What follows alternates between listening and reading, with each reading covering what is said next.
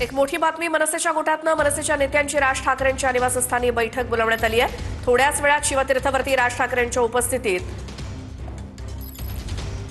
तर मंत्री माणिकराव कोकाटे हे नॉट रिचेबल असल्याची माहिती मिळते।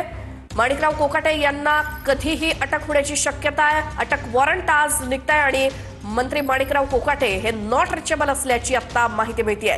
सदनिका गैरव्यवहार प्रकरणी माणिकराव कोकाटे यांची शिक्षा ही कोर्टानं कायम ठेवलेली आहे आणि आता त्यांच्या विरोधात अटक वॉरंट निघत असून कधीही माणिकराव कोकाटे यांना अटक होण्याची शक्यता मात्र सध्या मंत्री माणिकराव कोकाटे हे नॉट रिचेबल असल्याची माहिती मिळते।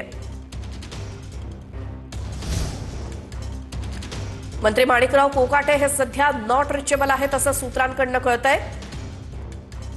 सदनिका गैरव्यवहार प्रकरणी त्यांना शिक्षा सुनावण्यात आली आहे आणि ही शिक्षा कोर्टानं कायम ठेवली आहे। त्यामुळे त्यांच्या विरोधात अटक वॉरंट निघून त्यांना कधीही अटक होण्याची शक्यता आहे।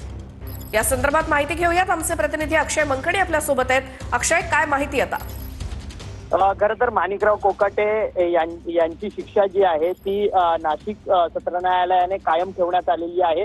खरं तर नाशिक मधल्या सदनिका घोटाळा प्रकरणासंदर्भात त्यांच्यावरती आरोप झालेले होते आणि त्या सगळ्या संदर्भात कोर्टाने त्यांची शिक्षा कायम ठेवली आहे। वरच्या कोर्टामध्ये या सगळ्या संदर्भातली दाद जी आहे ती माणिकराव कोकाटे हे मागणार आहेत, परंतु ही शिक्षा झाल्यानंतर माणिकराव कोकाटे जे आहेत ते सध्या नॉट रिचेबल असल्याची माहिती जी आहे ती समोर येताना पाहायला मिळत आहे। खरं तर माणिकराव कोकाटे हे कालपासून कोणाच्याही संपर्कात नसल्याची माहिती मिळते। त्यामुळे आज उपमुख्यमंत्री अजित पवारांना माणिकराव कोकाटे हे मंत्रालयात भेटणार का हा देखील प्रश्न जो आहे तो या निमित्ताने उपस्थित होताना पाहायला मिळतोय।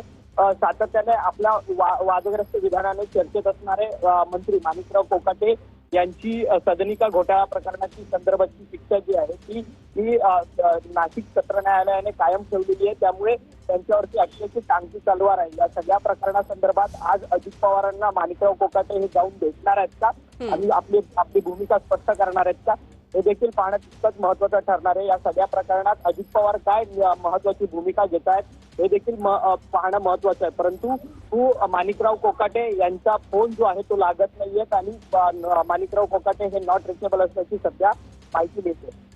अक्षय, धन्यवाद या माहितीसाठी।